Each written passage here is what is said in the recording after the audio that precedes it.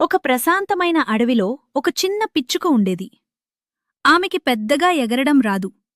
ఇతర పక్షులు ఆకాశం ఎత్తుకు ఎగిరిపోతుంటే ఆమె మాత్రం కొంచెం ఎత్తుకు ఎగిరి మళ్లీ నేలపై పడిపోతుండేది. కాకులు నవ్వేవి, గువ్వలు ఎగతాళి చేసేవి, చిలుకలు నీకెప్పటికీ ఆకాశం అందదు అని చెప్పేవి. ప్రతిరోజూ ఆమె ఒక చిన్న కొమ్మపైకి ఎక్కి తన చిన్న రెక్కలను విప్పి ధైర్యంగా దూకేది. పడిపోయినా మళ్లీ ప్రయత్నించేది.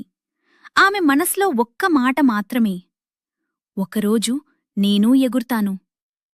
ఒకరోజు అకస్మాత్తుగా పెద్ద తుఫాను వచ్చింది. గాలి బలంగా వీచింది. వర్షం కురిసింది. ఎత్తుకు ఎగిరిన పక్షులు గాలికి తట్టుకోలేక అల్లాడిపోయాయి. కొందరి గూళ్లు విరిగిపోయాయి. చిన్న పక్షులు భయంతో కేకలు పెట్టాయి. ఎత్తుకు ఎగర్లేని ఆ చిన్న పిచ్చుక మాత్రం నేల దగ్గరే ఉండేది. గాలి బలందేది. గాలి బలంగా ఉన్నప్పుడు ఎక్కడ దాక్కోవాలో ఆమెకి తెలుసు. ఒక చెట్టు కింద పడిపోయిన చిన్న చిలుక పిల్లను చూసి వెంటనే తన చిన్న రెక్కలతో దాన్ని కప్పి పొదల మధ్య సురక్షితంగా దాచింది. ఇంకొన్ని పక్షులను కూడా బలమైన గాలికి దూరంగా తీసుకెళ్ళింది. రాత్రికి తుఫాను ఆగిపోయింది.